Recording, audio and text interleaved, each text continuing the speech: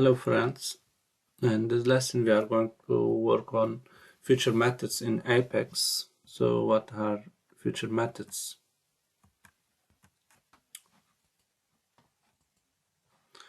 So future methods is a future method runs in the background asynchronously.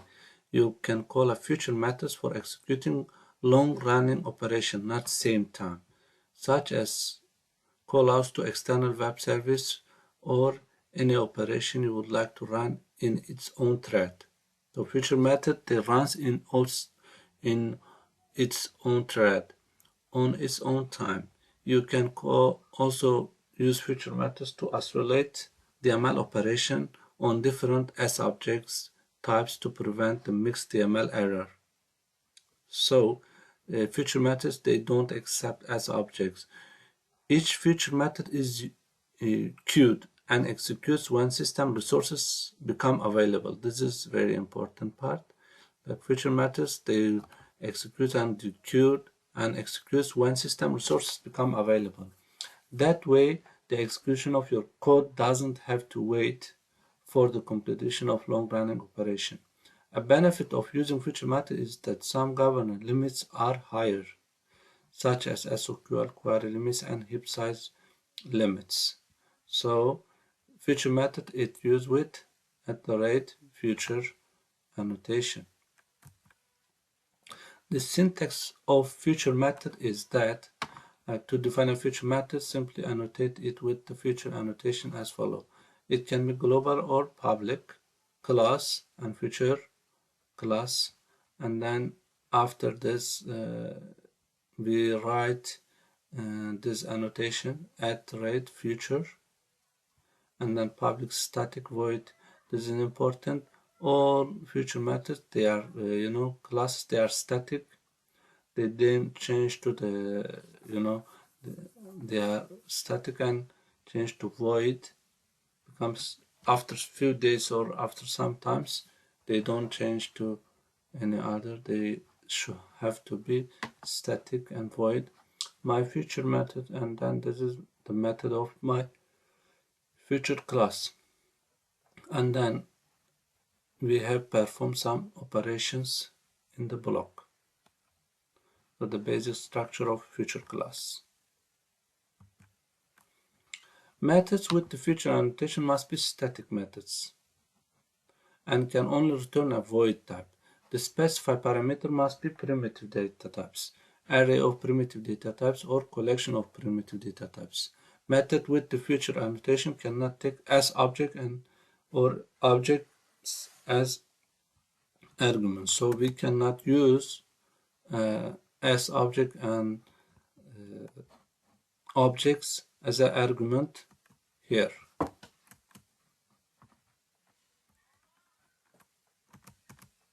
We cannot put have as object or objects as an argument in our method.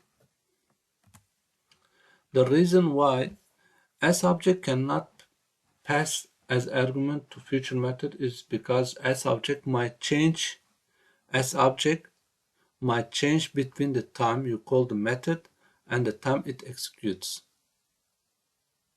This is important because we may change as objects, so between the time you call the method and the time it executes, it will be different. In this case, the future method will get the old as object values and might overwrite them. To work with as object that already exists in the database, pass the as objects ID instead of collection of IDs and use the IDs to perform a query for the most up-to-date record. The following is a skeletal example of future method that makes a call out to the external service. So we must use future method to call out an external service. Notice that the annotation takes an extra parameter, call out, to indicate that calls out are allowed. If you write this in future annotation that in parentheses an argument call out equals true means calls out are allowed. Then this is an example to call external service global it should be global because it's from outside. Class feature method example, and then public static void get stock quotes. This is an example. Feature method performances best practices. So what are they? Salesforce uses a queuable-based framework. Salesforce uses a queue-based framework to handle asynchronous processes from such sources as feature methods and batch apex. This queue is used to balance request workload across organization. Use the following best practices to ensure your organization is efficiently using the queue for your asynchronous processes. So what are they? The first one is avoid adding large number of feature methods to the asynchronous queue if possible. If more than 2,000 unprocessed requests from a single organization are in the queue, any additional requests from the same organization will be delayed while the queue handles requests from other organizations. The second one is ensure that the feature method executes as fast as possible.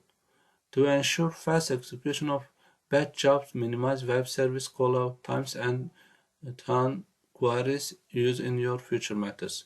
The longer the feature method executes, the more likely other queue requests are delayed when there are a large number of requests in the queue. And test your feature methods at scale. Test your feature method at scale. Where possible, test using the environment that generates the maximum number of feature methods you would expect to handle. This helps determine if delays will occur.